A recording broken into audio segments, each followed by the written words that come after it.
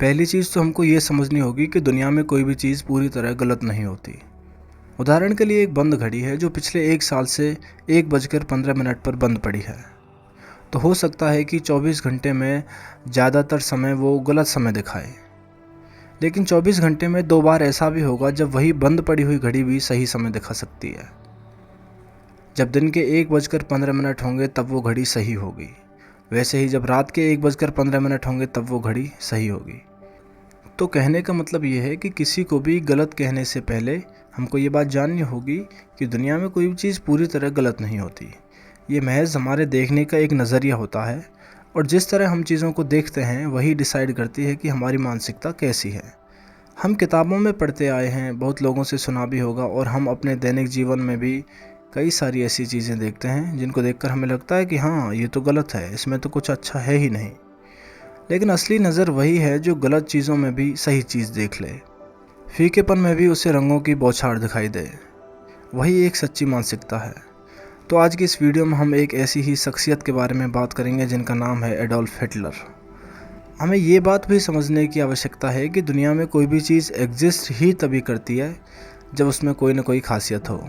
अगर एक इंसान पूरी तरह बुरा है, उसमें भी कुछ न कुछ अच्छाइयाँ ज़रूर होंगी। फ़िलहाल मोदी जी का एक एग्जाम्पल लेते हैं।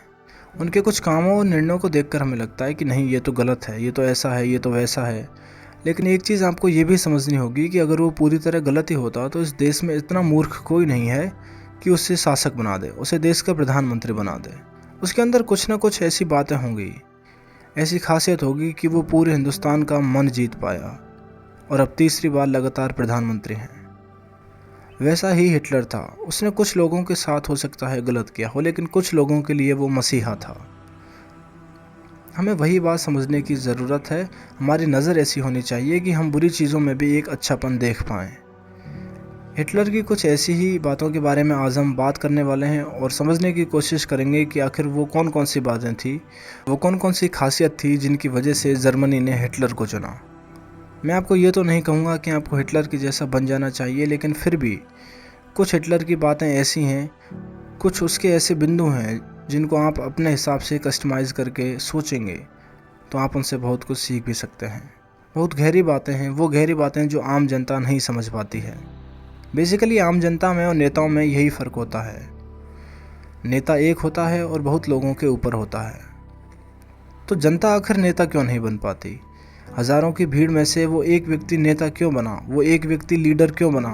क्योंकि उसकी सोच उन बाकी लोगों से भिन्न थी, या उसमें कुछ न कुछ ऐसा था जो उन बाकी व्यक्तियों में नहीं था। उसकी कुछ बातें दुनिया से बिल्कुल अलग थी। जैसे आप और हम लोग कहते हैं कि झूठ नहीं बोलना चाहिए, और ये हमारी नैतिक शिक्षा का एक अंग भी है। लेकिन हिटलर कहता था कि झूठ बोलो, और तब तक झूठ बोलो जब तक कि लोग उसे सच मानने न लग जाएं।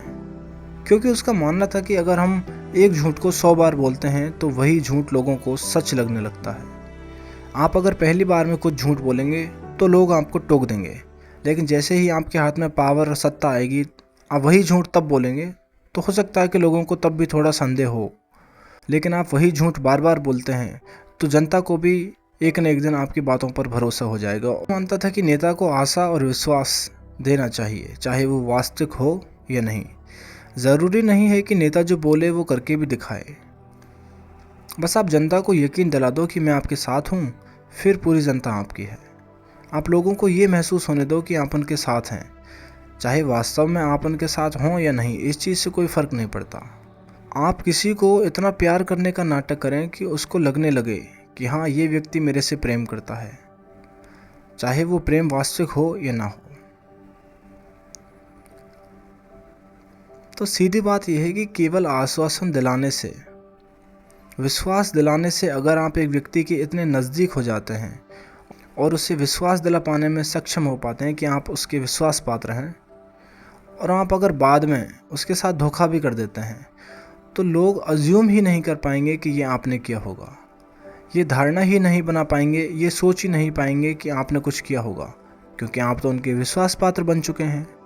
इसलिए आश्वासन दिलाना नेताओं का काम है, बड़े बड़े वादे करना, चाहे पूरे हों या ना हों।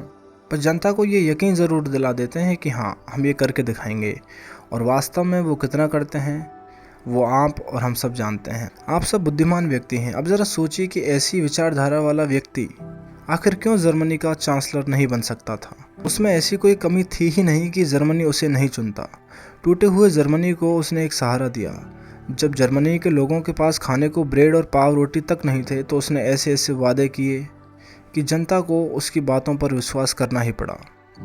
उसने कहा कि आप सब मेरे हैं और मैं आपका।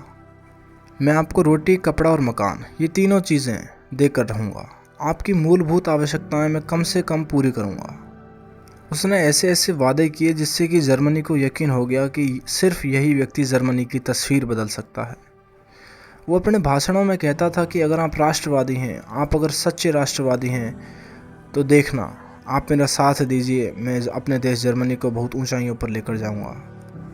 सोचने वाली बात यह है कि एक टूटे हुए देश और व्यक्तियों को, जनता को इसके अलावा क्या चाहिए। उसकी एक सोच ये भी बड़ी विचित्र थी कि बहुमत कभी बुद्धिमान नहीं होता। हिटलर मानता था कि यदि 100 लोग कोई बात बोल रहे हैं तो हो सकता है कि वो सारे लोग गलत हों। हिटलर जानता था कि जर्मनी की जनता इस वक्त मूर्ख है। उनको केवल एक आश्वासन चाहिए जो मैं उन्हें अच्छी तरीके से दे सकता हूँ।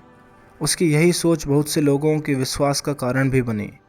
अगर आप और हम हमारे देश के राजनेताओं की बातों पर भरोसा कर लेते हैं, ये जानते हुए भी कि हो सकता है कि ये सारे आश्वासन झूठे हों, तो इसमें आश्वासन देने वाला ही केवल मूर्ख नहीं है। इसमें सबसे ज़्यादा मूर्खता उन लोगों की है जो उन झूठे आश्वासनों पर भरोसा करते हैं। इसलिए केवल हिटलर गलत नहीं था, गलती वहाँ की जनता की भी थी कि उसने यकीन किया। मैं आपको कभी नहीं कहूँगा कि आप हिटलर जैसी मानसिकता का विकास अपने व्यक्तित्व के भीतर करें। वो एक अच्छा व्यक्ति नहीं था, लेकिन उसकी कुछ सोच, उसकी कुछ विचारधारा थी, वो बहुत लोगों से अलग थी। और उनमें से बहुत सी अच्छी बातें हैं जो हम सीख सकते हैं, अपने जीवन में उतार सकते हैं, सोच सकते हैं, उदाहरण ले सकते हैं। हिटलर का मानना था कि केवल जो लोग ब्लॉन्ड हैं, जो जर्मनी के नेटिव पीपल हैं, वही केवल अच्छी नस्ल के लोग हैं, और बाकी जो यहूदी हैं उनकी नस्ल अच्छी नहीं है और उन्हें इस देश में रहने का कोई अधिकार नहीं है। इसलिए हिटलर ने जर्मनी को एक सर्वशक्तिशाली साम्राज्य के रूप में ढालने के लिए यहूदियों को मरवा दिया। बहुत सारे गैस चैम्बर्स बनवाए जिनमें एक साथ 1,000 लोगों को, 2,000 लोगों को मौत के घाट उतार दिया जाता था। लेकिन उसके पीछे की उसकी मानसिकता साफ थी। जर्मनी एक बहुत बड़ा साम्राज्य बनेगा और एक शक्तिशाली देश बनेगा जिसमें केवल जर्मनी के नेटिव लोग रहेंगे और यहाँ केवल उनकी ही नस्ल आगे पीढ़ी दर पीढ़ी बढ़ती रहेगी। हिटलर कभी एक ऐसे खून को नहीं अपनाना चाहता था जिसमें जर्मनी के प्रति राष्ट्रवाद ना हो या फिर उसके हिसाब से राष्ट्रवाद ना हो। इसलिए उसने यहूदियों के साथ अत्याचार किया, उनकी जान ले ली। और उसी की वजह से शायद हम सब लोग हिटलर को विरोधाभासी और अमानवीय शासक भी मानते हैं। हिटलर की सोच हम जैसे आम व्यक्तियों की नैतिक सोच से बहुत अलग थी। हम सामान्य व्यक्ति हैं और हमारी विचारधारा भी यही है कि हमें सामान्य रहना चाहिए। मैं हमेशा से यही कहता हूँ कि आप इतने सामान्य रहिए कि लोग आपको विशिष्ट मानने लग जाएं। और जब आप विशिष्ट बनने की कोशिश करेंगे तो आप बहुत सारी चीज़ों का शिकार हो जाएंगे। हम हिटलर को केवल उसकी अमानवीय यातनाओं और घटनाओं की वजह से जानते हैं। ऐसा कोई काम नहीं है जिसकी वजह से हिटलर की सराहना की जानी चाहिए, इसलिए हम उसे इतिहास में पढ़ते हैं। बात यह है कि उसका नाम इतिहास में दर्ज है, चाहे उसके बुरे कामों की वजह से ही हो। ऐसे अमानवीय कार्य हमें विख्यात बना सकते हैं, हमें पॉपुलर बना सकते हैं, लेकिन इतिहास में हमारा अस्तित्व केवल हिटलर के जैसा रहेगा। हिटलर जैसी नकारात्मक सोच हमें पॉपुलर ज़रूर बना सकती है। इतिहास में हो सकता है कि हमारा भी नाम दर्ज हो जाए, लेकिन वो हमें कभी सकारात्मकता नहीं दे सकती। मेरी बातों से आप सहमत हैं या नहीं, ये तो आपकी अपनी पर्सनल आइडियोलॉजी है, लेकिन फिर भी अगर आप कुछ सीखे हों तो ये मेरा सौभाग्य है। आगे की बातें फिर किसी वीडियो में, तब तक के लिए स्टे ट्यून्ड।